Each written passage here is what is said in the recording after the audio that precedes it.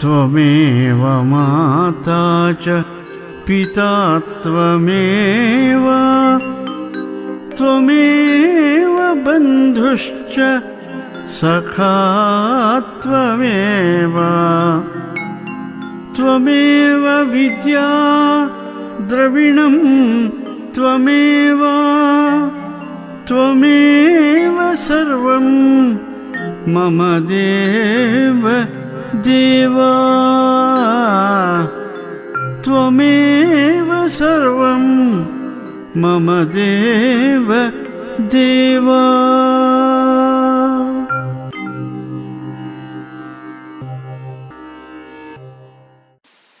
श्रुतिस्मृतिपुराणानाम् आलयं करुणालयं नमामि भगवत्पादं शङ्करं लोकशङ्करम् वन्दे तं सच्चिदानन्दं यतिवर्यं महामतिं वेदान्तसारज्ञं सद्गुरुं प्रणतोऽस्म्यहम् श्रीगुरुं प्रणतोऽस्म्यहम् शङ्कराचार्य सच्छिष्यं ज्ञानिराजं तपस्विनं नैष्कर्म्य सिद्धिकर्तारं सुरेश्वरमहं भजे।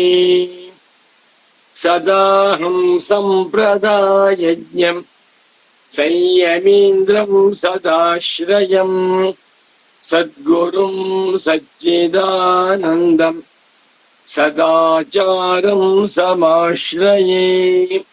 श्रीमच्छङ्कर भगवत्पूज्यपादमहासद्गुरुभ्यो नमः। श्री श्री सच्चिदानन्देन्द्र सरस्वती सद्गुरुपादुकाभ्यां नमः। नमो नमः सद्गुरुपादुकाभ्याम्। तत्व जिज्ञासु ಸಾಧಕರು ಮುಮುಕ್ಷ ಜಿಜ್ಞಾಸು ಸಾಧಕರು ಸದ್ಗುರು ಭಕ್ತರು ಆಗಿರುವ ವೇದಾಂತ ಪ್ರಿಯರು ವೇದಾಂತಿಗಳು ಆದ ಆತ್ಮೀಯ ಪ್ರೇಮಾತ್ಮ ಸ್ವರೂಪಿಗಳಾದ ತಮ್ಮೆಲ್ಲರಿಗೂ ಇಂದಿನ ಸುಪ್ರಭಾತವನ್ನು ಹೇಳುತ್ತಾ, ಇಂದು ಕ್ರೋಧಿನಾಮ ಸಂವತ್ಸರದಲ್ಲಿ ಉತ್ತರಾಯಣ ಶಿಶಿರ ಋತು ಫಾಲ್ಗುಣ ಮಾಸ ಶುಕ್ಲ ಪಕ್ಷ ತ್ರಯೋದಶಿ ಉಪರಿ ಚತುರ್ದಶಿ. ಇಂದು ಬುಧವಾರ. ಬುದ್ಧಿಕಾರಕನಾದ ಬುಧ ಗ್ರಹವನ್ನು ಆರಾಧನೆ ಮಾಡಿ ಬ್ರಹ್ಮಜ್ಞಾನವನ್ನು ಹೊಂದುವಂತಹ ಪವಿತ್ರವಾದ ವಾರ. 2025ನೇ ಇಸವಿ ಮಾರ್ಚ್ ಮಾಹೆಯಲ್ಲಿ ಇಂದು 12ನೇ ತಾರೀಖಿನ ಬುಧವಾರದ ಶುಭೋದಯವನ್ನು ತಮ್ಮೆಲ್ಲರಿಗೂ ತಿಳಿಸುತ್ತಾ, ಇಂದಿನ ನೈಷ್ಕರ್ಮ್ಯ ಸಿದ್ಧಿ ಪ್ರವಚನ ಕಾರ್ಯಕ್ರಮಕ್ಕೆ ತಮ್ಮೆಲ್ಲರಿಗೂ ಪ್ರೇಮ ಪೂರ್ವಕವಾದ ಹೃತ್ಪೂರ್ವಕವಾದ ಸ್ವಾಗತಗಳನ್ನು ಕೋರುತ್ತಾ ಇದೀಗ ಪ್ರಾರಂಭ ಮಾಡೋಣ. ಓಂ ಕಾನಿಲಾಜ್ಞಪ್ಧರಿತ್ರ್ಯಂತಂ ಸರ್ಪಣೀವೋದ್ಗತಂ ಯತಃ ಧ್ವಾಂತಚ್ಛಿದೇ ನಮಸ್ತಸ್ಮೈ ಹರಯೇ ಬುದ್ಧಿ ಸಾಕ್ಷಿಣೇ ಅಲಬ್ಧ್ವಾತಿಶಯಂ ಯಸ್ಮಾತ್ ವ್ಯಾವೃತ್ತಾಸ್ತಮಬಾಧಯಃ ಗರೀಯಸೇ ನಮಸ್ತಸ್ಮೈ ಅವಿದ್ಯಾ ಗ್ರಂಥಿ ಭೇದಿನೇ ನಮೋ ನಮಃ ಸದ್ಗುರು ಪಾದುಕಾಭ್ಯಾಂ. ನೈಷ್ಕರ್ಮ್ಯ ಸಿದ್ಧಿಯಲ್ಲಿ 2ನೇ ಅಧ್ಯಾಯ 65ನೇ ಶ್ಲೋಕ. ಶ್ರೀ ಸುರೇಶ್ವರಾಚಾರ್ಯ ಉವಾಚ ಯದವಸ್ಥಾವ್ಯನಕ್ತೀತಿ ತದವಸ್ಥೈವ ಸಾ ಪುನಃ ಭಣ್ಯತೆ ನ ವಿನಕ್ತೀತಿ ಘಟಾದೀನಾಮ ಸನ್ನಿಧೌ. ಓಂ ಶಾಂತಿ ಶಾಂತಿ ಶಾಂತಿ. ಶ್ಲೋಕಕ್ಕೆ ಪದವಿ ಭಾಗವನ್ನು ಮಾಡ್ತೇನೆ, ನೋಡ್ಕೊಳ್ಳಿ. ಯದವಸ್ಥಾ ವ್ಯನಕ್ತಿ ಇತಿ ತದವಸ್ಥಾ ಏವ ಸಾ ಪುನಃ ಭಣ್ಯತೆ ನ ವ್ಯನಕ್ತಿ ಹತ್ತು ಇತಿ ಘಟಾದೀನಾಂ ಅಸನ್ನಿಧೌ. 10+3 13 ಪದಗಳಿಂದ ಸಿದ್ಧವಾಗಿರುವ ರಚಿತವಾದ ಶ್ಲೋಕವಿದು. ಶ್ಲೋಕಕ್ಕೆ ಅನ್ವಯವನ್ನು ಹೇಳ್ತೇನೆ ನೋಡಿ, ತುಂಬಾ ಚೆನ್ನಾಗಿದೆ. ಸಾ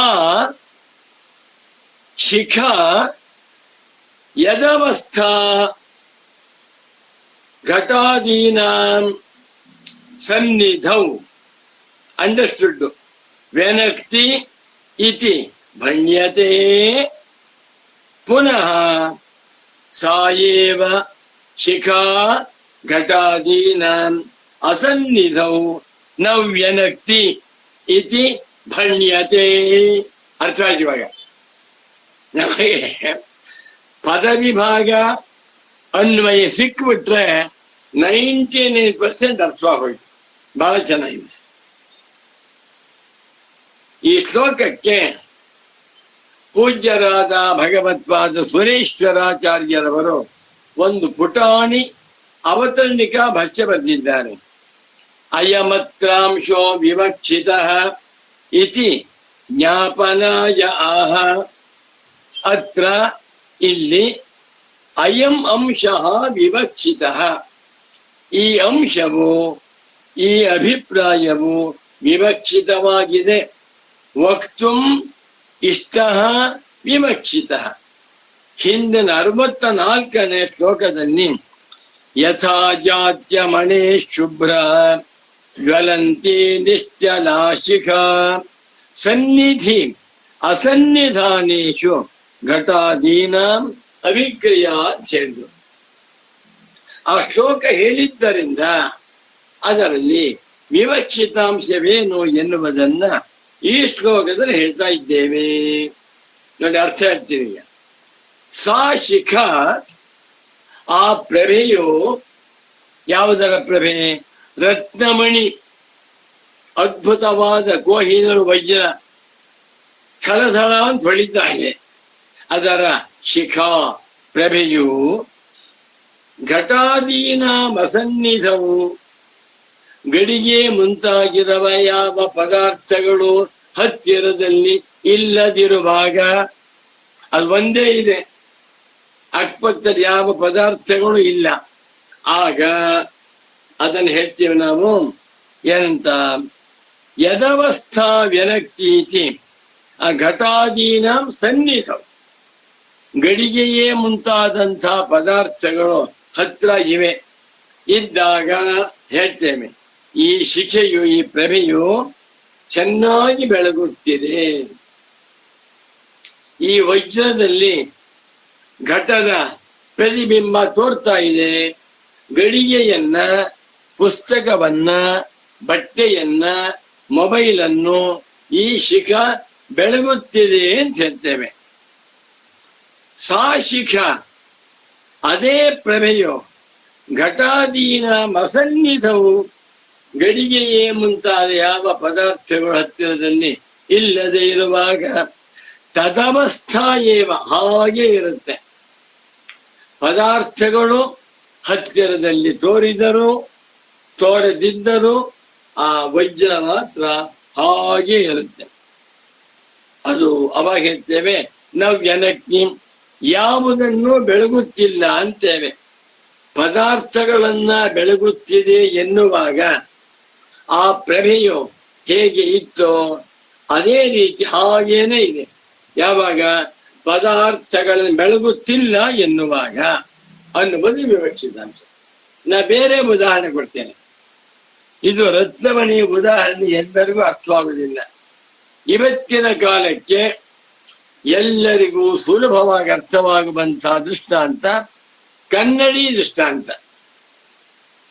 ಒಂದು ಸೊಗಸಾದ ನಿಲುಗನ್ನಡಿ ಇದೆ, 8 ಅಡಿ ಎತ್ತರ ಇದೆ, 4 ಅಡಿ ಅಗಲ ಇದೆ, ಸೊಗಸಾದ ಇಂಪೋರ್ಟೆಡ್ ಮಿರರ್ ಅದರಲ್ಲಿ ನಾವು ನಿಂತ್ಕೊಂಡೆ, ಇನ್ನು ಸ್ನಾನ ಮಾಡಿಲ್ಲ, ಹೊಲಿದ್ಕೊಂಡಿಲ್ಲ, ನಿಂತ್ಕೊಂಡೆ. ನನ್ನನ್ನು ಬೆಳಗ್ತಾ ಇದೆ ಇದು. ಅನಂತರ ಸ್ನಾನ ಮಾಡಿಕೊಂಡು ವಿಭೂತಿ ಹಾಕೊಂಡು ವಟ್ಲಾಸ ಪಂಚೆ ಬಿಟ್ಕೊಂಡು ಕುಂಕುಮ ಇಟ್ಕೊಂಡು ಜಪಮಾಲೆ ಹಾಕೊಂಡು ಪೂಜೆ ಕೂತ್ಕೊಳ್ತೀವಿ. ಅವಾಗ ನೋಡ್ತಾ ಅವಾಗ ಅದನ್ನು ಬೆಳಗ್ತು. ಯಾರು ಇಲ್ಲ, ಕನ್ನಡಿಯ ಮುಂದೆ ಯಾರೂ ಇಲ್ಲ. ಆದ್ರೂ ತಂಪಾಡಿ ತಾನಿದೆ. ಆ ಕನ್ನಡಿಯು ತನ್ನ ಮುಂದೆ ಬಂದಿರುವಂತಹ ಪದಾರ್ಥಗಳನ್ನ ಬೆಳಗುವಾಗಲೂ ಯಾವ ಪದಾರ್ಥಗಳು ಇಲ್ಲದೆ ಹೋದಾಗಲೂ ಕೂಡ ಕನ್ನಡಿ ಹೇಗಿದೆ, ಇರು ಹಾಗೆ. ಯದವಸ್ಥಾ ತದವಸ್ಥಾ ಏವ. ಹೇಗಿದೆ? ಯದವಸ್ಥಾ ಯಾ ಅವಸ್ಥಾ ಯಸ್ಯಾಹ ಸಾ ಯದವಸ್ಥಾ, ತದವಸ್ಥಾ ಸಾ ಅವಸ್ಥಾ ಯಸ್ಯಾಹ ಸಾ ತದವಸ್ಥಾ. ಕನ್ನಡಿಯು ಪದಾರ್ಥಗಳನ್ನ ಬೆಳಗುತ್ತಿರುವಾಗ ಯಾವ ಅವಸ್ಥೆಯಲ್ಲಿ ಇತ್ತೋ, ಯಾವ ಸ್ವರೂಪದಿಂದ ಇತ್ತೋ ಅದೇ ಸ್ವರೂಪದಿಂದ ಈಗಲೂ ಇದೆ. ಪದಾರ್ಥಗಳು ಇರುವಾಗಲೂ ಪದಾರ್ಥಗಳನ್ನ ಬೆಳಗುತ್ತಿದೆ ಎನ್ನುವಂತಹ ವ್ಯವಹಾರವಿರುವಾಗಲೂ, ಅದರ ಮುಂದೆ ಪದಾರ್ಥಗಳು ಇಲ್ಲದೆ ಇರುವಾಗಲೂ ಯಾವುದನ್ನು ಬೆಳಗುತ್ತಿಲ್ಲ ಅಂತ ಹೇಳ್ತೇವೆ. ಹೇಳುವಾಗಲೂ ಕೂಡ ಕನ್ನಡಿ ಹೇಗಿದೆ, ಇರುವ ಹಾಗೆ. ಪದಾರ್ಥಗಳನ್ನ ಬೆಳಗುವಾಗ ಕನ್ನಡಿಯಲ್ಲಿ ಪವರ್ ಜಾಸ್ತಿ ಬರೋದಿಲ್ಲ. ಪದಾರ್ಥಗಳು ಬೆಳಗದೇ ಇದ್ದಾಗ ಪವರ್ ಕಮ್ಮಿ ಆಗಲಿಲ್ಲ. ಅದನ್ನು ಎಕ್ಸ್ಪ್ಲೇನ್ ಮಾಡ್ತೇನೆ. ಒಂದು ದೊಡ್ಡ ಕನ್ನಡಿ ಇದೆ, 10 ಅಡಿ ಅಗಲ, 10 ಅಡಿ ಎತ್ತರ, 100 ಚದರಡಿ ಇರತಕ್ಕಂಥ ಒಂದು ಕನ್ನಡಿ ಇದೆ. ಆ ಕನ್ನಡಿ ಮುಂದೆ ಒಬ್ಬ ಮನುಷ್ಯ ನಿಂತ್ಕೊಂಡ, ಒಬ್ಬ ಮನುಷ್ಯ ಬೆಳಗ್ತಾ ಇದೆ. ಕಮ್ಮಿ ಆಯಾಸವಾಯ್ತು. 10 ಜನ ನಿಂತ್ಕೊಂಡಿದ್ದಾರೆ, 10 ಜನಗಳು ಬೆಳಗ್ತಾ ಇದೆ. ಸ್ವಲ್ಪ ಆಯಾಸ ಜಾಸ್ತಿ ಆಯ್ತು. ಯಾರಿಗೆ? ಕನ್ನಡಿಗೆ. 100 ಜನ ಸ್ಟೂಡೆಂಟ್ಸ್ ಬಂದಿದ್ದಾರೆ. ಸ್ಟೂಡೆಂಟ್ಸು, ಟೀಚರ್ಸು, ಮಿಸ್ಸು ಎಲ್ಲ ಬಂದಿದ್ದಾರೆ. ಎಲ್ಲರನ್ನ ಬೆಳಗ್ತಾ ಇದೆ. ಒಬ್ಬನನ್ನು ಬೆಳಗುವಾಗ ಕಮ್ಮಿ ಆಯಾಸವಾಗಿತ್ತು. 10 ಜನಗಳನ್ನ ಕನ್ನಡಿ ಬೆಳಗುವಾಗ ಜಾಸ್ತಿ ಆಯಾಸವಾಯ್ತು. 100 ಜನಗಳನ್ನ ಬೆಳಗಬೇಕಾದ್ರೆ ತುಂಬಾ ಆಯಾಸವಾಯ್ತು ಅಂತ ಹೇಳ್ತೀವ್ಯಾ? ಇಲ್ಲ, ಯಾರೂ ಇಲ್ಲ. ಕನ್ನಡಿ ತಾನು ಒಂದೇ ಇದೆ. ಆಗ ಆಯಾಸ ಕಮ್ಮಿ ಆಯ್ತು ಅಂತೀವ್ಯಾ? ಇಲ್ಲ. ನೋಡಿ, ಒಂದು ಕನ್ನಡಿ ಹೇಗಿದೆ. ಕನ್ನಡಿಯ ಮುಂದೆ ಜನಗಳು ನಿಂತುಕೊಂಡಾಗ ಕನ್ನಡಿಯನ್ನು ಹೇಳ್ತೇವೆ ಬೆಳಗುತ್ತಿದೆ. ಯಾರು ಇಲ್ಲದೆ ಇರುವ ಹೇಳ್ತೇವೆ ಕನ್ನಡಿ ಯಾರನ್ನು ಬೆಳಗುತ್ತಿಲ್ಲ ಅಂತ. ನೀವೇನೇ ವ್ಯವಹಾರ ಮಾಡಿದರೂ ಕನ್ನಡಿ ಮಾತ್ರ ಯದವಸ್ಥಾ ಆಸೀತ್ ತದವಸ್ಥಾ ಏವ. ದರ್ಪಣ ಅಂತ ಹೇಳ್ತೇವೆ. ದರ್ಪಣಂ ಯದವಸ್ಥಮಾಸೀತಿ ತದವಸ್ಥಮೇವ ವರ್ತತೆ. ಯಾವ ಯಾವ ವ್ಯತ್ಯಾಸವಾಗಿದೆ ನೋಡಿ. ಈಗ ಸ್ವಲ್ಪ ವ್ಯಾಕರಣ ಇದೆ,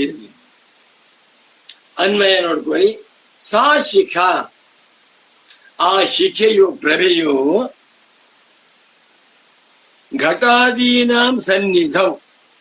ಸೇರಿ ಅಂಡರ್ಸ್ಟುಡ್. ಅದು ಗಡಿಗೆಯೇ ಮುಂತಾದ ಪದಾರ್ಥಗಳು ಆ ಕನ್ನಡಿಯ ಮುಂದೆ ಇದ್ದಾಗ ವೆನಕ್ತಿ, ಬೆಳಗುತ್ತದೆ. ವೆನಕ್ತಿ ಅಂತಂದ್ರೆ ಶೈನ್ಸ್ ಅಪಾನ್. ಈ ಕನ್ನಡಿಯು ಈ ಗಡಿಗೆಯನ್ನ ಬೆಳಗುತ್ತಿದೆ ಎಂದು ಭಣ್ಯತೆ. ಭಣ್ಯತೆ ಅಂತಂದ್ರೆ ಕರೆಯಲ್ಪಡುತ್ತದೆ, ಹೇಳಲ್ಪಡುತ್ತದೆ. ಪುನಃ ಮತ್ತೆ ಘಟಾದೀನ ಅಸನ್ನಿಧವು, ಗಡಿಗೆಯ ಮುಂತಾದ ಪದಾರ್ಥವು ಹತ್ತಿರದಲ್ಲಿ ಇಲ್ಲದೆ ಇದ್ದಾಗ ನವ್ಯನಕ್ತಿ, ಬೆಳಗುತ್ತಿಲ್ಲ ಎಂದು ಭಣ್ಯತೆ ಹೇಳಲ್ಪಡುತ್ತದೆ.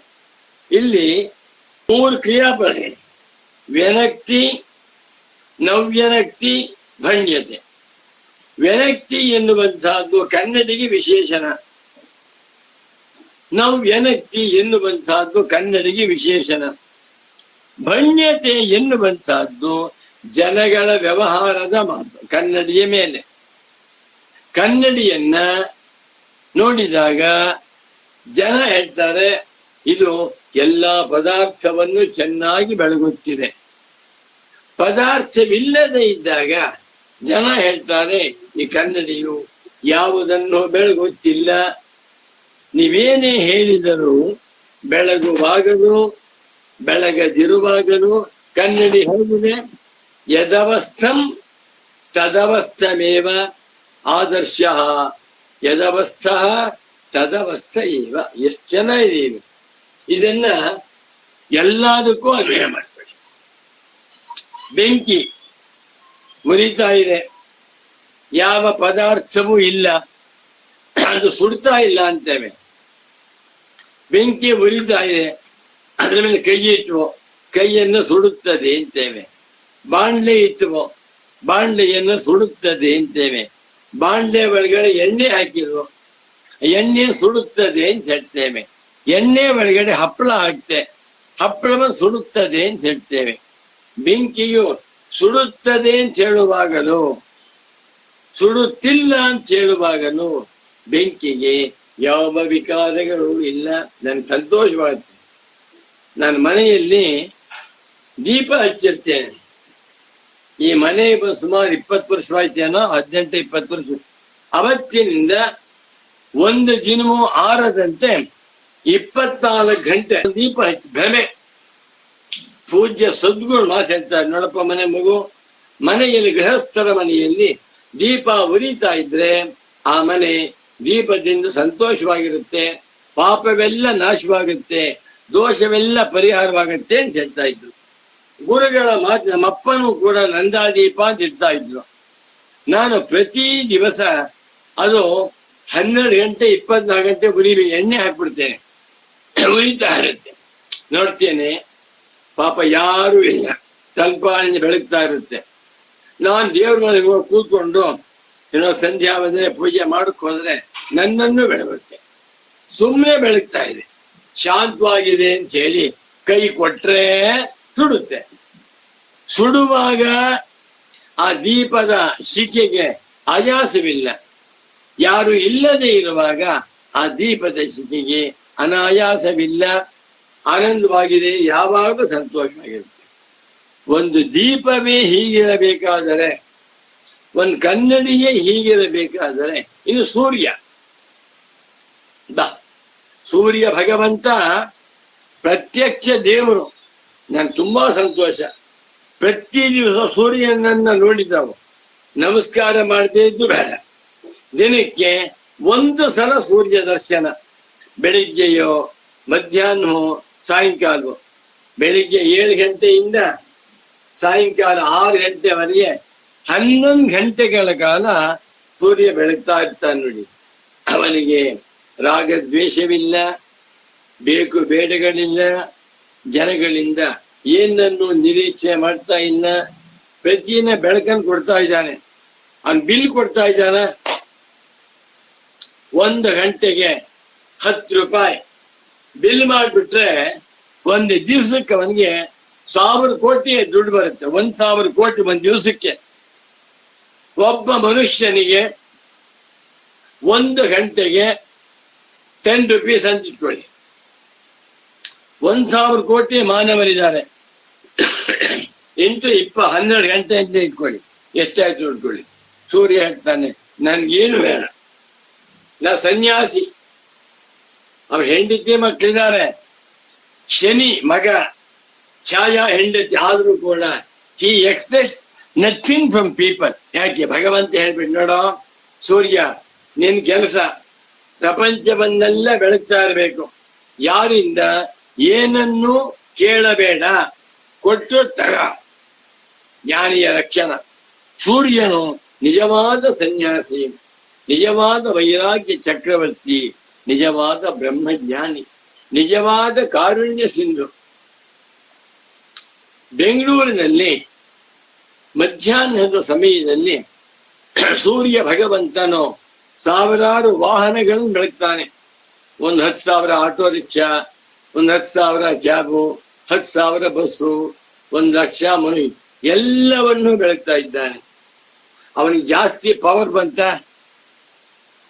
ಹುಟ್ಟುವಾಗ ಯಾರು ಇಲ್ಲ, ಒಬ್ಬನೇ ಹುಡ್ತಾ ಇದ್ದಾನೆ. 6 ಗಂಟೆ ಹುಡ್ತಾ ಇದ್ದಾನೆ, ಯಾರು ಇಲ್ಲ. ಅವಾಗ ಎಲ್ಲ ಮಲ್ಕೊಂಡಿರ್ತಾರೆ, ಪವರ್ ಕಮ್ಮಿ ಇದೆಯಾ. ಸೂರ್ಯನ ಪ್ರಕಾಶದಲ್ಲಿ ಯಾವ ಯಾವ ವ್ಯತ್ಯಾಸವೂ ಇಲ್ಲ, ಬೆಂಕಿಯ ಶಕ್ತಿಯಲ್ಲಿ ಯಾವ ವ್ಯತ್ಯಾಸವೂ ಇಲ್ಲ, ಕನ್ನಡಿಯ ಸ್ವರೂಪದಲ್ಲಿ ಯಾವ ಬದಲಾವಣೆಗಳೂ ಇಲ್ಲ. ಯದವಸ್ಥಾ ತದವಸ್ಥಾ ಏವ ವ್ಯನಕ್ತಿ ಇತಿ ಯದವಸ್ಥಾ. ಬೆಳಗುತ್ತಿದ್ದಾನೆ ಸೂರ್ಯ ಅಂತ ಹೇಳುವಾಗ ಹೇಗಿದ್ದಾನೋ, ಪುನಃ ಮತ್ತೆ ನವ್ಯ ವ್ಯನಕ್ತಿ ಅಂತ ಹೇಳುವಾಗಲೂ ಬೆಳಗುತ್ತಾನೆ, ಬೆಳಗುವುದಿಲ್ಲ ಅಂತ ಹೇಳುವಾಗಲೂ ಕೂಡ ತದವಸ್ಥಾ ಏವ ವರ್ತತೆ ಎಂದು ಸ್ತ್ರೀಲಿಂಗ. ಇದು ಶಿಖಾ ಶಬ್ದ ಸ್ತ್ರೀಲಿಂಗವಾದ್ದರಿಂದ ಯದವಸ್ಥಾ ಶಿಖಾ ತದವಸ್ಥಾ ಏವ ಶಿಖಾ. ಮತ್ತೆ ಮನ್ವೆ ಹೇಳ್ತಾ ನೋಡ್ಕೊಳ್ಳಿ. ಘಟಾದೀನಾಂ ಸನ್ನಿಧೌ ವ್ಯನಕ್ತಿ ಇತಿ ಯದವಸ್ಥಾ ಸಾ ಶಿಖಾ. ಪುನಃ ಘಟಾದೀನಾಂ ಅಸನ್ನಿಧೌ ನ ವ್ಯನಕ್ತಿ ಇತಿ ಪುನಃ ತದವಸ್ಥಾ ಏವ. ಎಷ್ಟು ಚೆನ್ನಾಗಿ ಮಾತಾಡಿದ್ದ ಸುರೇಶ್ವರಾಚಾರ್ಯರು. ಮುದ್ದಾದ ಹುಡುಗ, ಸುಂದರವಾದ ಹುಡುಗ, ಮಹಾಬುದ್ಧಿವಂತ. ಗುರುಗಳಾದಂಥ ಶಂಕರಾಚಾರ್ಯರ ಸೇವೆಯನ್ನ ಮಾಡಿ ಅವರ ಅನುಗ್ರಹಕ್ಕೆ ಪಾತ್ರನಾಗಿ ಶಂಕರನನ್ನ ಮಿಂಚಿದ ಪಾಂಡಿತ್ಯದಿಂದ ಈ ನೈಷಮ ಸಿದ್ಧಿ ಗ್ರಂಥವನ್ನು ಬರೆದಿದ್ದಾರ್ರಿ. ಬಹಳ ಸಂತೋಷ. ನನ್ನ ಜೀವಮಾನದಲ್ಲಿ ಗೌಡಪಾದಾಚಾರ್ಯರು, ಶಂಕರಾಚಾರ್ಯರು, ಸುರೇಶ್ವರಾಚಾರ್ಯರು, ಭಗವಾನ್ ರಮಣ ಮಹರ್ಷಿಗಳು, ಪರಮ ಪೂಜ್ಯ ಶ್ರೀ ಶ್ರೀ ಶ್ರೀ ಸಚ್ಚಿದಾನಂದೇಂದ್ರ ಸರಸ್ವತಿ ಸ್ವಾಮಿ ಪುಂಗವ, ಸಾಕು. 5 ಜನ ಇದ್ದು ಬಿಟ್ರೆ ಬುದ್ಧರು ಯಾವ ವ್ಯವಹಾರ ಬೇಡ. ಏನೋ ವ್ಯವಹಾರ ಮಾಡಬೇಕು, ಊಟ ತಿಂಡಿ ಮಾಡಬೇಕು, ತರಕಾರಿ ತಂದಾಯ್ತು, ಹೆಚ್ಚಿದ್ದ ಮೂಸಾಯ್ತಷ್ಟೇ, ತಲೆ ಕೆಡಿಸ್ಕೋಬಾರ್ದು.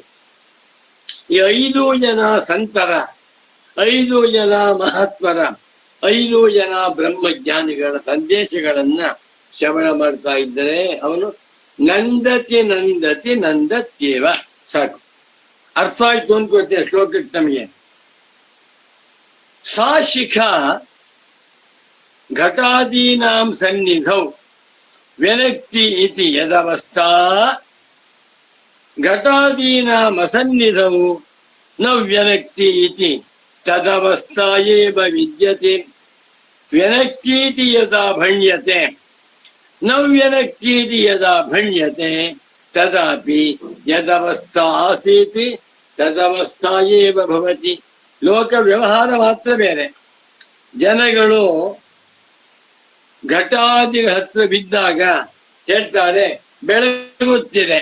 ಏನ್ ಬೆಳಗ್ತಾ ಇದೆ? ಇದು ಕ್ರಿಯಾ ಇದೆಯಾ? ಅದರಲ್ಲಿ ರಾಗದ್ವೇಷವಿದೆಯಾ?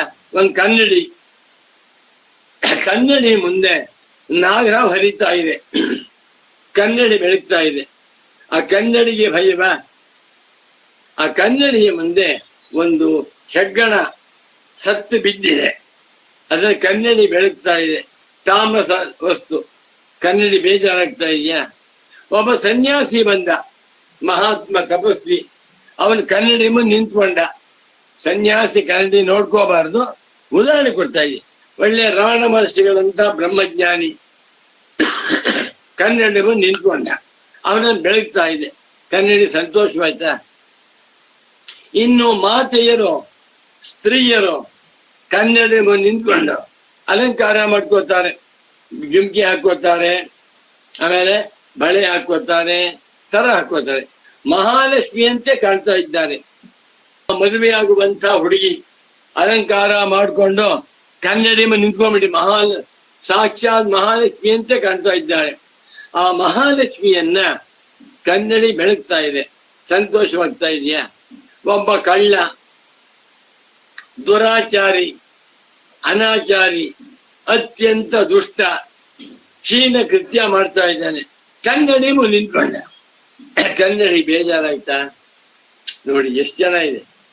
ಒಂದ್ ಕನ್ನಡಿಯೇ ಹೀಗಿದ್ದ ಮೇಲೆ, ಸೂರ್ಯನೇ ರಾಗದ್ವೇಷ ರಹಿತನಾಗಿದ್ದ ಮೇಲೆ, ಮುಂದೆ ಹೇಳ್ತಾರೆ 66ನೇ ಶ್ಲೋಕದಲ್ಲಿ, ತುಂಬಾ ಜೋರಾಗಿದೆ.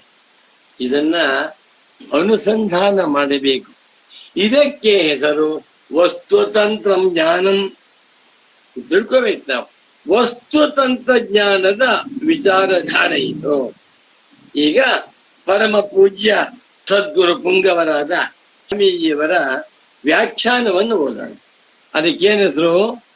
ನೈಷರ್ಮ್ಯ ಸಿದ್ಧಿಗೆ ಕ್ಲೇಶಾಪಹಾರಿಣಿ. ಏನ್ ಆಶ್ಚರ್ಯ, ಏನು ಪರಮಾನಂದ. 88ನೇ ವಯಸ್ಸಿನ ಒಬ್ಬ ಯುವಕ, 88, ಉಲ್ಟಾ ಮಾಡಿದ್ರು 88, ಸರಿಯಾಗಿದ್ರು 88. 8 8 ಅಂತಿದೆ, ಅದನ್ನ ಉಲ್ಟಾ ಮಾಡಿ 8 8.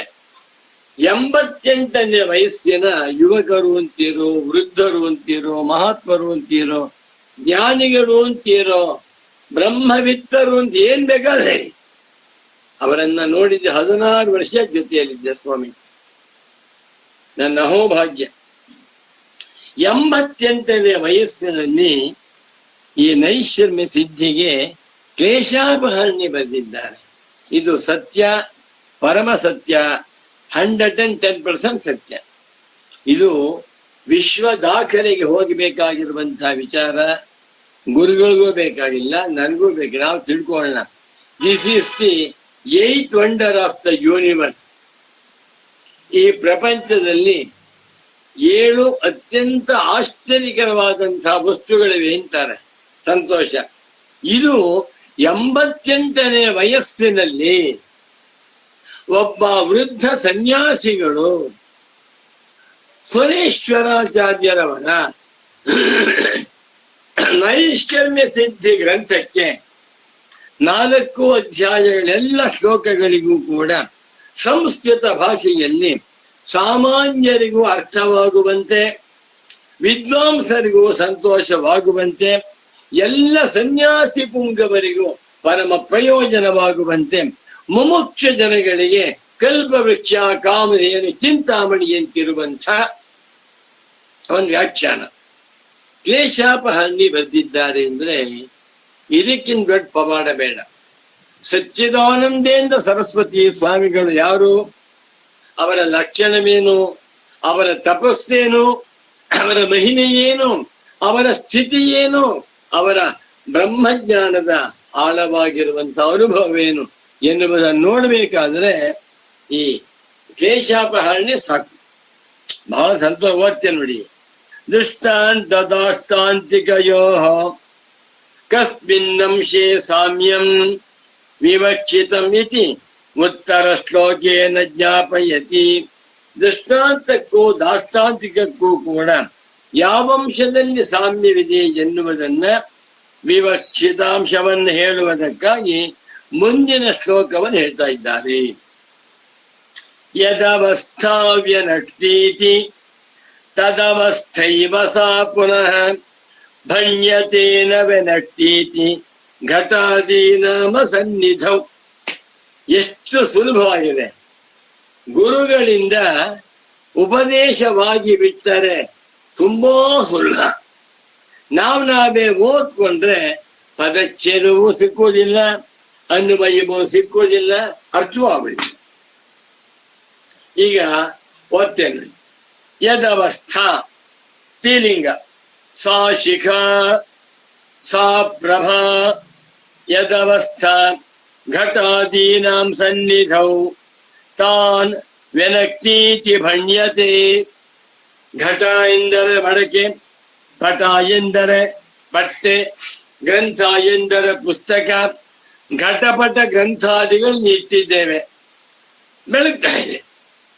ಈಗ ಈ ಕನ್ನಡಿಯು ಅಥವಾ ಈ ಪ್ರಭೆಯು ಘಟವನ್ನು, ಪಟವನ್ನು, ಗ್ರಂಥವನ್ನು ಬೆಳಗುತ್ತದೆ ಅಂತ ಹೇಳ್ತೇವೆ.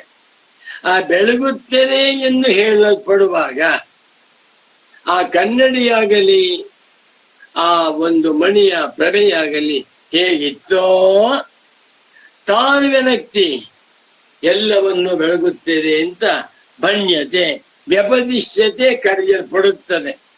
ಆಗ ಯಾವ ಅವಸ್ಥೆಯಲ್ಲಿತ್ತೋ ತದವಸ್ಥಾ ಏವ, ಅದೇ ಸ್ವರೂಪದಿಂದ ಇದೆ. ಯಾವಾಗ ಶುಭ್ರವಾಗಿದೆ, ಜ್ವಲಂತಿ ಹೊಳೆಯುತ್ತದೆ, ನಿಶ್ಚಲ ಚಾಂಚಲ್ಯ ರಹಿತವಾಗಿದೆ. ಯಾವುದು? ಆ ಜಾತ್ಯವಣೆ ಪ್ರಭಾ. ನಿಶ್ಚಲ ಚೈವ ಸತಿ ಇತ್ಯರ್ಥ. ಸತಿ ಎನ್ನುವಂಥ ಸ್ತ್ರೀಲಿಂಗ. ಎಷ್ಟು ಚೆನ್ನಾಗಿದೆ ಸ್ವಾಮಿ, ಶುದ್ಧವಾಗಿದೆ, ಹೊಳಿತಾ ಇದೆ, ನಿಶ್ಚಲವಾಗಿದೆ ಕಣ್ಣಿಗೆ. ಏನಾದ್ರೂ ವ್ಯತ್ಯಾಸವಾಗಿದೆ? 100 ಜನಗಳನ್ನ ಬೆಳಗುವಾಗ ಕನ್ನಡಿ ಅಗಲವಾಗುತ್ತಾ? ಕನ್ನಡಿಗೆ ಆಯಾಸವಾಗುತ್ತಾ? ಕನ್ನಡಿಗೆ ಪವರ್ ಜಾಸ್ತಿ ಆಗುತ್ತಾ? ಜನ ಹೇಳ್ತಾರೆ ಈ ಕನ್ನಡಿ ತುಂಬಾ ಚೆನ್ನಾಗಿದೆ, 100 ಜನಗಳಂತೆ ಬೆಳಗ್ತಾ ಇದೆ. ಆ ಕನ್ನಡಿ ಕೇಳಿದ್ರೆ ನಾನೇನು ಮಾಡ್ತಾ ಇಲ್ಲ, ನಾ ಇರುವಂತೆ ಇದ್ದೇನೆ. ಆದ್ದರಿಂದಲೇ ಕನ್ನಡಿ ಬೆಳಗುತ್ತದೆ ಅಂತ ನಾವು ಹೇಳುವುದಿಲ್ಲ, ಪದಾರ್ಥಗಳ ಬೆಳಗಲ್ಪಡುತ್ತವೆ ಅಂತ ಹೇಳ್ತೇವೆ. ನೋಡಿ, ಉದಾಹರಣೆ ಕೊಡ್ತೇನೆ. ಪೂಜ್ಯ ಸದ್ಗುರು ಹೇಳಿದಂತ ಮಾತು. ಸೂರ್ಯನು ಪ್ರಕಾಶವನ್ನು ಬೆಳಗುತ್ತಾನೆ ಎನ್ನುವುದು ತಪ್ಪು. ಪ್ರಪಂಚವು ಸೂರ್ಯನ ಬೆಳಗಲ್ಪಡುತ್ತದೆ ಅಂತ ಹೇಳ್ಬೇಕು. ಪ್ರಪಂಚದಲ್ಲಿ ವಿಶೇಷ, ಸೂರ್ಯನಲ್ಲಿ ಅಲ್ಲ. ನನಗೆ ಸೂರ್ಯನನ್ನ ನೆನಪು ಮಾಡ್ಕೊಂಡ್ಬಿಟ್ರೆ ರೋಮಾಂಚನವಾಗುತ್ತೆ. ಪ್ರತಿ ದಿವಸ ನಾ ಸೂರ್ಯ ಮಂತ್ರ ಜಪ ಮಾಡ್ಕೊತೇನೆ. ಅವಕಾಶವಿದ್ದೆ ಸೂರ್ಯ ನಮಸ್ಕಾರ, ಇಲ್ಲಿ ಅವರ ಸುಮಂತ. ಆಸತ್ಯೇ ನರಜಸ ವರ್ತಮಾನೋ ನಿವೇಶಯನ್ನಮೃತಂ ಮರ್ತ್ಯಂಚ ಹಿರಣ್ಯಯೇನ ಸವಿತಾರಥೇನ ದೇವೋ ಯಾತಿ ಭುವನ ವಿಪಶ್ಯನ್ ಉದ್ವಯಂ ತಮಸಸ್ತ್ವರಿ ಪಶ್ಯಂತೋ ಜ್ಯೋತಿರುತ್ತರಂ ದೇವಂ ದೇವತ್ರ ಸೂರ್ಯಮಗನ್ಮಜ್ಯೋತಿರುತ್ತಮಂ ಉದುತ್ಯಂ ಜಾತವೇದಸಂ ದೇವಂ ವಹಂತಿ ಕೇತವಃ ದಿಶೇ ವಿಶ್ವಾಯ ಸೂರ್ಯಂ ತಚ್ಚಕ್ಷುರ್ದೇವಹಿತಂ ಪುರಸ್ತಾತ್ ಶುಕ್ರಮುಚ್ಚರತೆ ಪಶ್ಯೇಮ ಶರದಶತಂ ಜೀವೇಮ ಶರದಶತಂ ನಂದಾಮ ಶರದಶತಂ ಮೋದಾಮ ಶರದಶತಂ ಭವಾಮ ಶರದಶತಕಂ ಶೃಣವಾಮ ಶರದಶತಂ ಪ್ರಬ್ರವಾಮ ಶರದಶತಮಜೀತಾಸ್ಯಾಮ ಶರದಶತಂ ಜ್ಯೋತ್ಯ ಸೂರ್ಯಂ ದೃಶೇ ಯವುದಗಾನ್ ಮಹತೋರ್ಣವಾದ್ ವಿಭ್ರಾಜಮಾನಃ ಶರೀರಸ್ಯ ಮಧ್ಯಾತ್ ಸಮಾವೃಷಭಾಲೋಹಿತಾಕ್ಷ ಸೂರ್ಯೋ ವಿಪಶ್ಚಿನ್ ಮನಸಾ ಪುನಾತು. ಆನಂದವಾಗಿದೆ ಎಲ್ಲ ಗುರುಗಳ ಉಪದೇಶ. ಉದ್ಯನ್ನಜ್ಯಮಿತ್ರಮಃ ಆರೋಹನ್ನುತ್ತರಾಂದಿವಂ ಹೃದ್ರೋಗಂ ಮಮ ಸೂರ್ಯ ಹರಿಮಾಣಿಂಚ ನಾಶಯ ಶುಕೇಶು ಮೇ ಹರಿಮಾಣಂ ರೋಪಣಾಕಾಸು ದಧ್ವಸಿ ಅಥೋ ಹಾರಿದ್ರವೇಶು ಮೇ ಹರಿಮಾಣಂ ನಿದಧ್ವಸಿ ಉದಗಾದಯಮಾದಿತ್ಯಃ ವಿಶ್ವೇನ ಸಹಸಾ ಸಹ ದ್ವಿಷಂತಂ ಮಹ್ಯಂ ರಂದಯನ್ ಮೋ ಅಹಂ ದ್ವಿಷತೆ ರಸಂ. ಓಂ ಹ್ರಾಂ ಹ್ರೀಂ ಹ್ರೂಂ ಹೈಂ ಹ್ರೌಂ ಹ್ರಃ ಹ್ರಃ ಹ್ರೌಂ ಹ್ರೈಂ ಹ್ರೂಂ ಹ್ರೀಂ ಹ್ರಾಂ ಮಿತ್ರ ರವಿ ಸೂರ್ಯ ಭಾನು ಖಗ ಪೂಷ ಹಿರಣ್ಯಗರ್ಭ ಮರೀಚಿ ಆದಿತ್ಯ ಸವಿತ್ರ ಅರ್ಕ ಭಾಸ್ಕರೇಭ್ಯೋ ನಮಃ. ಭಾನೋ ಭಾಸ್ಕರ ಮಾರ್ತಂಡ ಚಂಡರಶ್ಮೇ ದಿವಾಕರ ಆಯುಷ್ಯಂ ದೇಹಿ ಆರೋಗ್ಯಂ ಸರ್ವಾನ್ ರೋಗಾನ್ ನಿವಾರಯ. ಉದಯೇ ಬ್ರಹ್ಮರೂಪೋಸಿ ಮಧ್ಯಾಹ್ನೇ ತು ಮಹೇಶ್ವರಃ ಸಾಯಂಕಾಲೇ ಸ್ವಯಂ ವಿಷ್ಣು ತ್ರಿಮೂರ್ತಿರ್ಹಿ ದಿವಾಕರಃ. ಛಾಯಾ ಸಂಜ್ಞಾ ಸಮೇತ ಶ್ರೀ ಸೂರ್ಯ ನಾರಾಯಣ ಸ್ವಾಮಿನೇ ನಮಃ. ಎಂಥ ಉಪದೇಶ ಇದು! ಇದನ್ನ ನನ್ನ ಪರಮ ಪೂಜ್ಯ ಪ್ರೀತಿಯ ಸದ್ಗುರುಗಳಾದ ಶ್ರೀ ಶ್ರೀ ಶ್ರೀ ಸಚ್ಚಿದಾನಂದೇಂದ್ರ ಸರಸ್ವತಿ ಸ್ವಾಮಿಗಳವರು 60ನೇ ದಿನ 61 ಉಪದೇಶ ಮಮಗೂ ದಿನ ಜಪ ಮಾಡ್ಕೊಳಪ್ಪ, ಅವಕಾಶ ನಮಸ್ಕಾರ ಮಾಡಿ ಒಳ್ಳೇದಾಗುತ್ತೆ ಅಂತ ಹೇಳಿದ್ರು. ನೋಡಿ, ತಿರುಪತಿ ವೆಂಕಟೇಶನ್ ದರ್ಶನ ಮಾಡಬೇಕು ಅಂತಂದ್ರೆ ಸ್ವಲ್ಪ ಕಷ್ಟ, ಟಿಕೆಟ್ ತಗೊಂಡು ಹೋಗ್ಬೇಕು. ವೆಂಕಟೇಶ್ವರನ ದರ್ಶನ ಮಾಡಬೇಕು ಅಂತಂದ್ರೆ ಕಷ್ಟ. ವಯಸ್ಸಾಗಿದ್ದವ್ರಿಗೆ ಆಗುದಿಲ್ಲ, ಬಡವರಿಗೆ ಆಗುದಿಲ್ಲ, ಕಷ್ಟ. ಆದ್ರೆ ವೆಂಕಟೇಶ್ವರನನ್ನೂ ಬೆಳಗುತ್ತಿರುವಂತಹ ದೇವತೆ ಸೂರ್ಯ ಭಗವಂತ. ಹೌದಾ?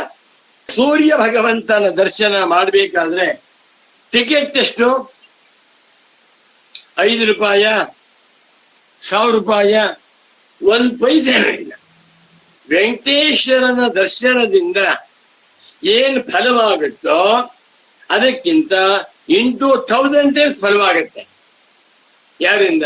ಸೂರ್ಯನ ದರ್ಶನದಿಂದ. ಆದರೆ ನಾವು ಸೂರ್ಯ ನೋಡಕ್ ಹೋಗೋದಿಲ್ಲ.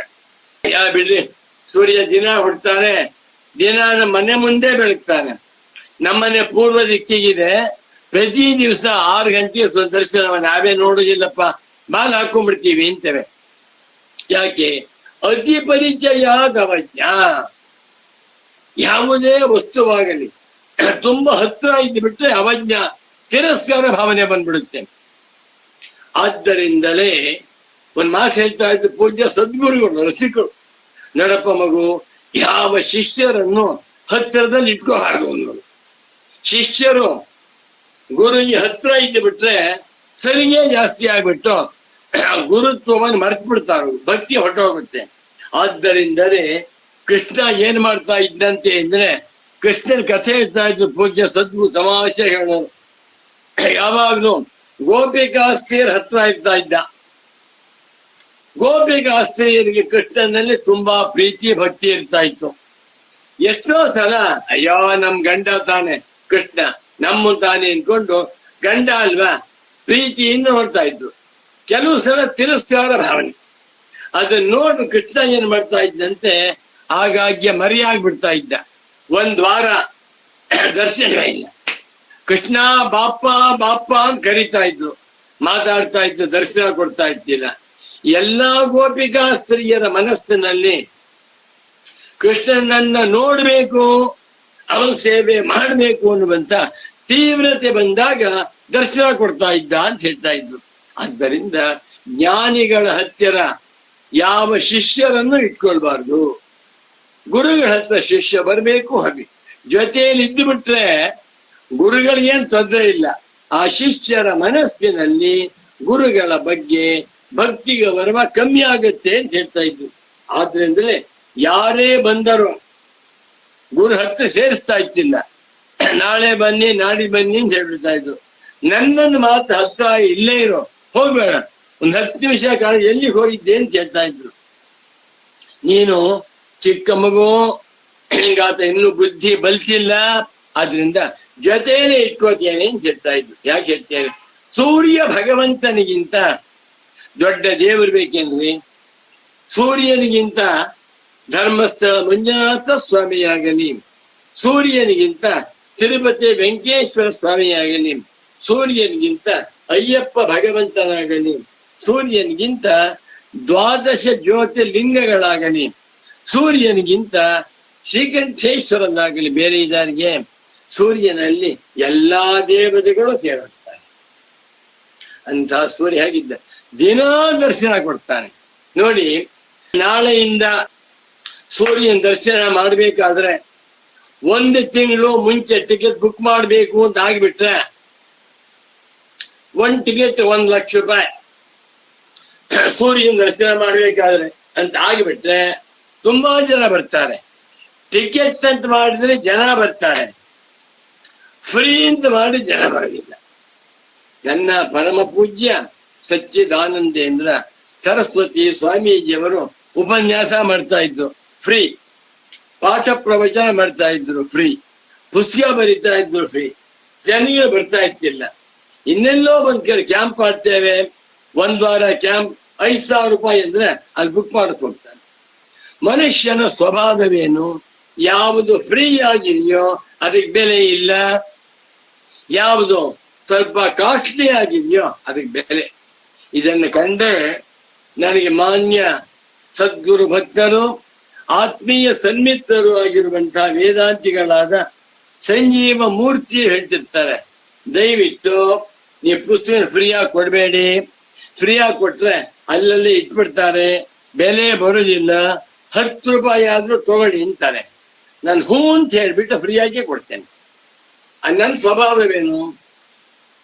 ಮಾರಾಟವನ್ನೂ ಮಾಡ್ತೇನೆ, ಓದಬೇಕು ಅಂದ್ರೆ ಫ್ರೀ ಆಗಿ ಯಾರು ಬಂದ್ರೆ 10 ಪುಸ್ತಕ ಫ್ರೀ ಆಗಿ ಕೂತ್ಕೊಂಡು ಹೋಗಿ ಇಂತೀನಿ. ಒಂದಾದ್ರೂ ಓದ್ತಾರೆ ಅನ್ನುವಂತ ಭ್ರಮೆ ಇಲ್ಲಿ. ಯಾಕೆ ಹೇಳಿದ್ರೆ ಸೂರ್ಯನನ್ನ ಆರಾಧನೆ ಮಾಡಿ. ನಾವು ಭಾರತೀಯರು ಪ್ರಕೃತಿ ಉಪಾಸಕರು. ಸೂರ್ಯನನ್ನ, ನದಿಯನ್ನ, ಅರಣ್ಯವನ್ನ, ಸಮುದ್ರವನ್ನ, ದೇವಾಲಯಗಳನ್ನ ದೇವರೆಂದು ಆರಾಧನೆ ಮಾಡುವಂತ ಜನಗಳು ನಾವು. ಆದ್ದರಿಂದ ಸೂರ್ಯ ಭಗವಂತನ ದರ್ಶನ ಮಾಡ್ತಾ ಬಂದ್ರೆ ಸ್ವಸ್ತಿ ಶ್ರದ್ಧಾಂ ಮೇಧಾಂ ಯಶಃ ಪ್ರಜ್ಞಾಂ ವಿದ್ಯಾಂ ಬುದ್ಧಿಂ ಶ್ರಿಯಂ ಬಲಂ ಆಯುಷ್ಯಂ ತೇಜ ಆರೋಗ್ಯಂ. ಇಷ್ಟನ್ನ ಅಗ್ನಿದೇವನೂ ಕೊಡ್ತಾನೆ, ಸೂರ್ಯನು ಕೊಡ್ತಾನೆ. ಅಗ್ನಿದೇವ ಸೂರ್ಯನ ಅಂಶ. ದಿನಾಂತೆ ನಿಹಿತಂ ತೇಜ ಸವಿತ್ರೇ ಬಹುತಾಶನ ಅಂತ ಹೇಳ್ತಾನೆ ಕಾಳಿದಾಸ. ನನ್ನ ಪುಸ್ತಕ ಬರೆದಿದ್ದೇನೆ. ಕಾಳಿದಾಸನ ಸೂಕ್ತ ರತ್ನಗಳು ಅಂತ ಇರ್ಬೇಕು ಒಂದು ಪುಸ್ತಕ, ಅದ್ರಲ್ಲಿ ಬರೆದಿದ್ದೀನಿ ನಾನು. ಸರಾಜ್ಯಂ ಗುರುಣ ದತ್ತಂ, ಅದು ಕಾಳಿದಾಸ ಹೇಳ್ತಾರೆ ರಘುವಂಶದಲ್ಲಿ. ಸೂರ್ಯ ಭಗವಂತ ಮುಳುಗುವಾಗ ಸಾಯಂಕಾಲದ ಸಮಯದಲ್ಲಿ ತನ್ನ ಶಕ್ತಿಯನ್ನ, ತನ್ನ ಪವರನ್ನ, ರಾಜ್ಯಭಾರವನ್ನ ಅಗ್ನಿಯಲ್ಲಿಟ್ಟು ಮುಳುಗ್ತಾನಂತೆ. ಸವಿತ್ರಾಯಿಮ ಹುತಾಶನ.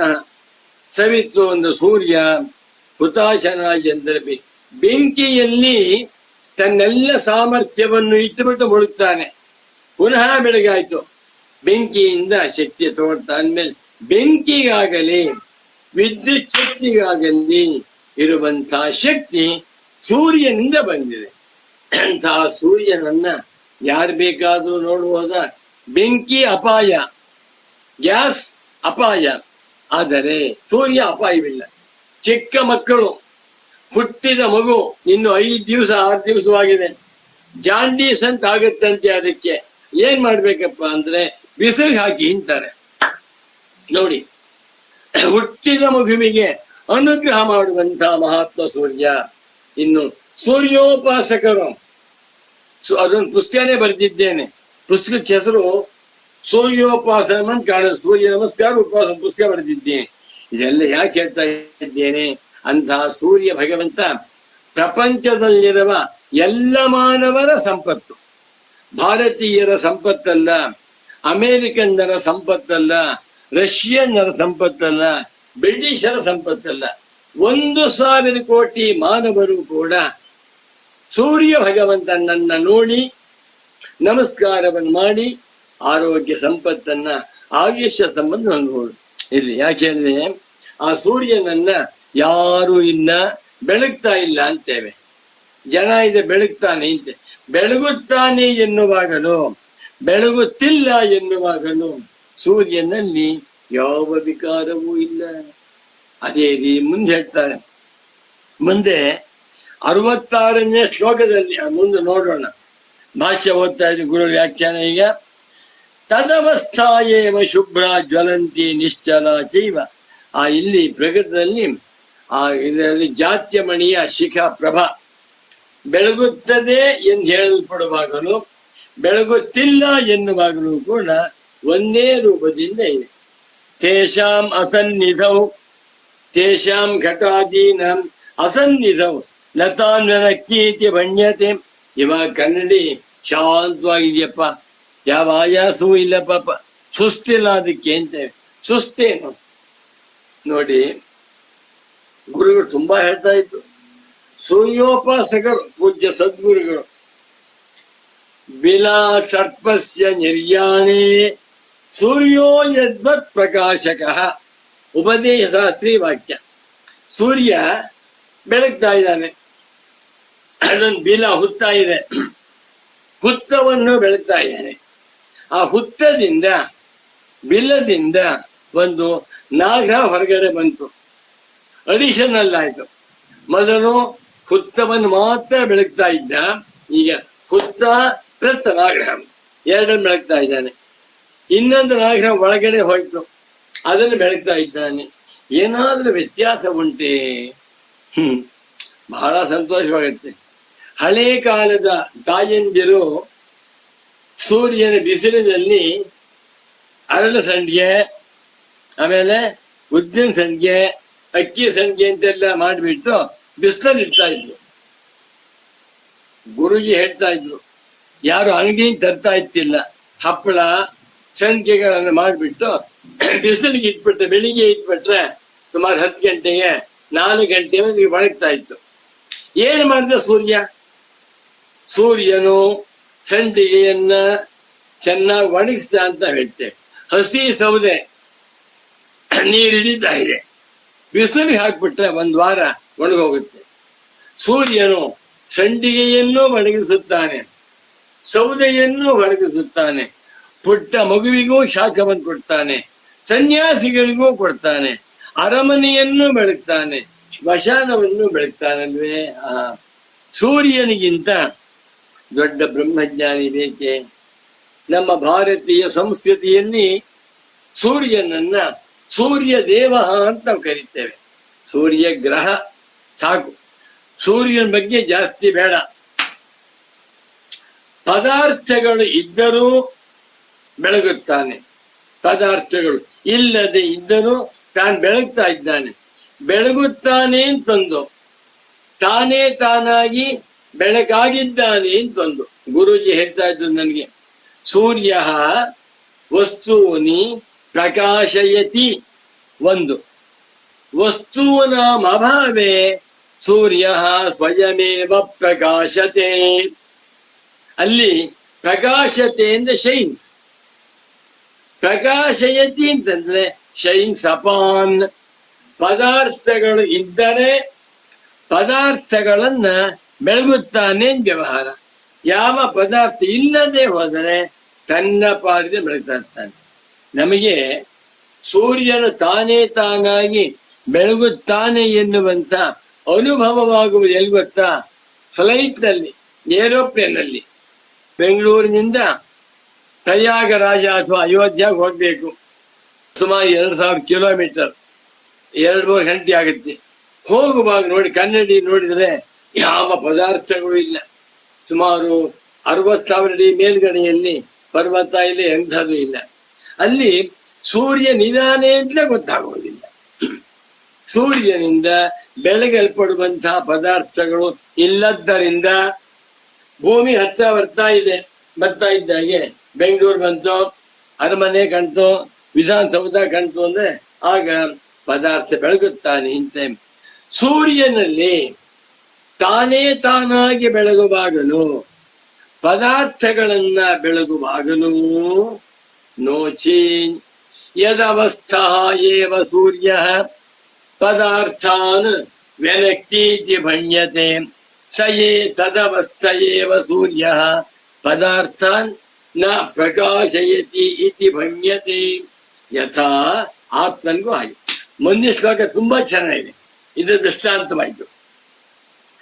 ತೇಷಾಂ ಘಟಾದೀನಾಂ ಅಸನ್ನಿಧೌ, ಘಟಪಟಾದಿ ಪದಾರ್ಥಗಳಿಲ್ಲದೆ ಇದ್ದಾಗ ನತಾನ್ ವ್ಯನಕ್ತಿ, ಯಾವುದನ್ನು ಆ ದೀಪದ ಪ್ರಭೆ ಬೆಳಗುತ್ತಿಲ್ಲ ಅಂತ ಹೇಳ್ತೇವೆ.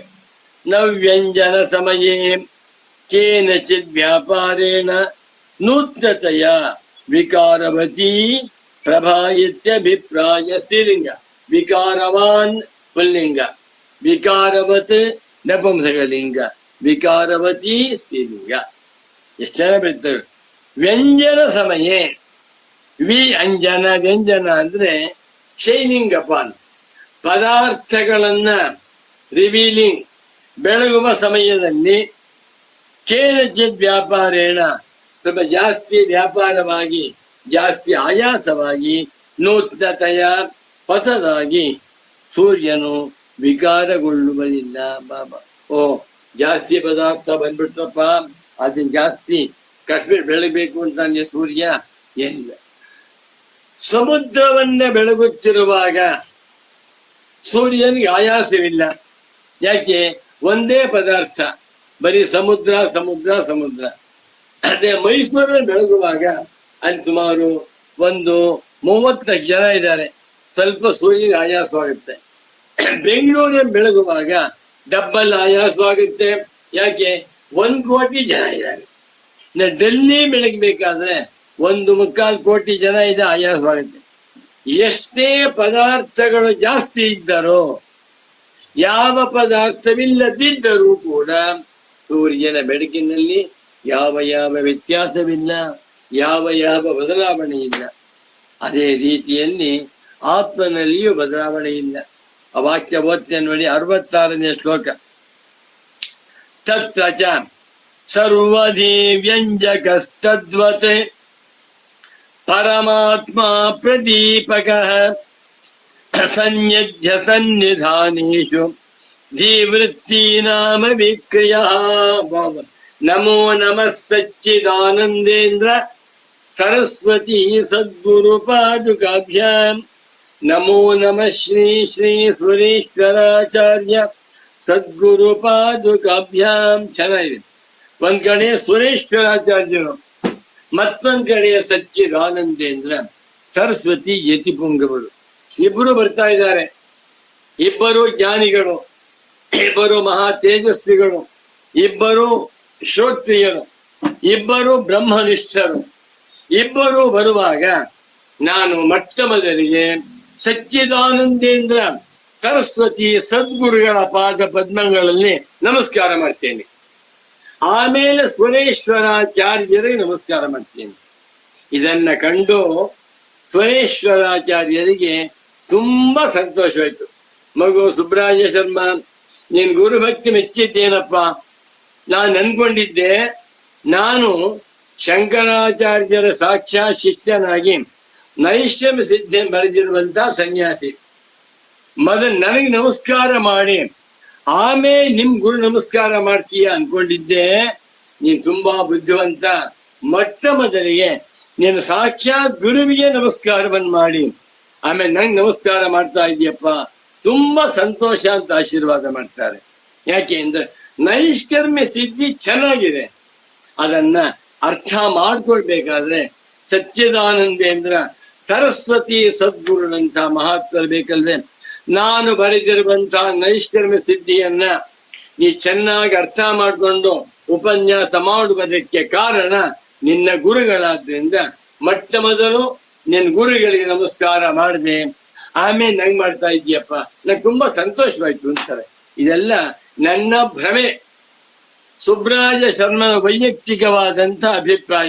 ಇದರ ಬಗ್ಗೆ ಚರ್ಚೆ, ವಾದ ವಿವಾದಗಳು ಬೇಕಾಗಿದೆ.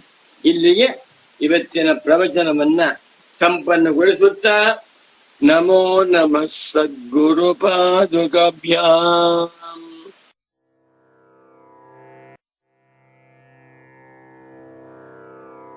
ಆಂತರಿಕವಾಗಿ ಸದಾ ಭಗವನ್ನಾಮ ಸ್ಮರಣೆ ಮನಸ್ಸಿಗೆ ಒಂದು ಸಂಸ್ಕಾರ ಕೊಡುತ್ತದೆ. ಈ ಸಂಸ್ಕಾರವು ಸದಾ ವಿಚಾರ ಮಾಡುವ ಸಾಮರ್ಥ್ಯ ಕೊಟ್ಟು ನಂತರ ಒಂದು ವಿವೇಕದ ಬಲವನ್ನು ಉಂಟುಮಾಡುತ್ತದೆ. ಈ ಬಲದ ಮೂಲಕ ಉತ್ತಮ ವಿಚಾರಗಳ ಅಂದರೆ ಶ್ರೇಯೋ ಮಾರ್ಗದ ಹೆಚ್ಚುಗಾರಿಕೆ ರುಚಿಸುತ್ತಾ ಇದೇ ಮುಂದೆ ಅಜ್ಞಾನದಿಂದ ಬಿಡುಗಡೆ ಹೊಂದುವ ಮುಕ್ತಿ ಮಾರ್ಗಕ್ಕೆ ಸಹಾಯವಾಗುತ್ತದೆ. ಶ್ರೀಕೃಷ್ಣನು ಮನ್ಮನಾ ಭವ ಮದ್ಭಕ್ತೋ ಮದ್ಯಾಜಿ ಮಾಂ ನಮಸ್ಕುರು ಮಾಮೇ ವೈಶ್ಯಸಿ ಸತ್ಯಂತೆ ಪ್ರತಿಜಾನೆ ಪ್ರಿಯೋಸಿಮೆ ಎಂದು 18ನೆಯ ಅಧ್ಯಾಯದಲ್ಲಿ ತಿಳಿಸಿದ್ದಾನೆ. ಭಗವಾನ್ ಶಂಕರರು ಏವಂ ಭಗವತಃ ಸತ್ಯ ಪ್ರತಿಜ್ಞತ್ವಂ ಬುದ್ಧ್ವಾ ಭಗವದ್ಭಕ್ತೇ ಅವಶ್ಯಂ ಭಾವಿ ಮೋಕ್ಷಫಲಂ ಅವಧಾರ್ಯ ಭಗವಚ್ಚರಣೈಕ ಪರಾಯಣೋ ಭವೇತ್ ಇತಿ ವಾಕ್ಯಾರ್ಥಃ ಎಂದು ಭಗವಂತನ ಪ್ರತಿಜ್ಞೆಯನ್ನು ವಿವರಿಸಿದ್ದಾರೆ. ಮುಖ್ಯವಾಗಿ ಶಂಕರರ ಅಭಿಪ್ರಾಯದಂತೆ ಸಕಲ ಪ್ರಾಣಿಗಳಿಗೂ ಆತ್ಮನಾಗಿರುವ ವಾಸುದೇವ ಎಂಬ ಹೆಸರಿನ ಪರಮಾರ್ಥ ತತ್ವವನ್ನು ಸಂಪ್ರದಾಯದ ಮೂಲಕ ತಿಳಿಸುವುದೇ ಗೀತೆಯ ಗುರಿಯು. ಕೇಳಿ, ನಿನ್ನ ನಾಮಕ್ಕೆ ಸರಿ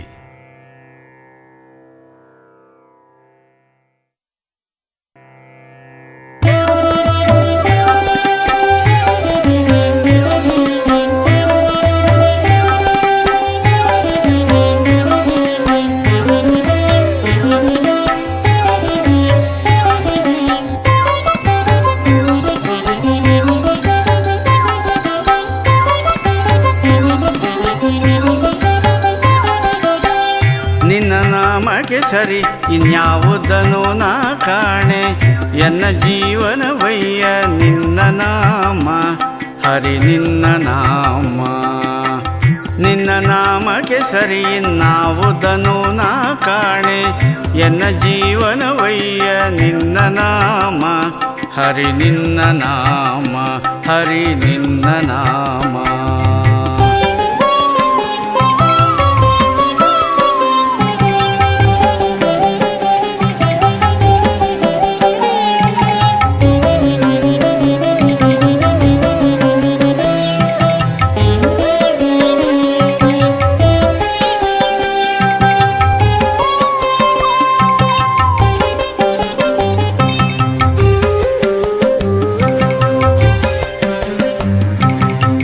ಹೃದಯವ ಸಮನಿಸಿ ಸೊದಯ ನಿಂಟಿಸುವುದು ಮಧುರಕ್ಕೆ ಮಧುರವು ನಿನ್ನ ನಾಮ ಹರಿ ನಿನ್ನ ನಾಮ ಹರಿ ನಿನ್ನ ನಾಮ. ಹೃದಯವ ಸಮನಿಸಿ ಸೊದಯ ನಿಂಟಿಸುವುದು ಮಧುರಕ್ಕೆ ಮಧುರವು ನಿನ್ನ ನಾಮ ಹರಿ ನಿನ್ನ ನಾಮ ಹರಿ ನಿನ್ನ ನಾಮ. ಬಲವನು ಕೊಟ್ಟು ಸಂಕಲ್ಪಕ್ಕೆ ದೈವಿಕ ಬಲವನು ಇಂಬಿಡುವುದು ನಿನ್ನ ನಾಮ ಹರಿ ನಿನ್ನ ನಾಮ ಹರಿ ನಿನ್ನ ನಾಮ. ಬಲವನು ಕೊಟ್ಟು ಸಂಕಲ್ಪಕ್ಕೆ ದೈವಿಕ ಬಲವನು ಇಂಬಿಡುವುದು ನಿನ್ನ ನಾಮ ಹರಿ ನಿನ್ನ ನಾಮ ಹರಿ ನಿನ್ನ ನಾಮ. ನಿನ್ನ ನಾಮಕ್ಕೆ ಸರಿ ಇನ್ಯಾವುದನು ನಾ ಕಾಣೆ ಎನ್ನ ಜೀವನವಯ್ಯ ನಿನ್ನ ನಾಮ ಹರಿ ನಿನ್ನ ನಾಮ ಹರಿ ನಿನ್ನ ನಾಮ.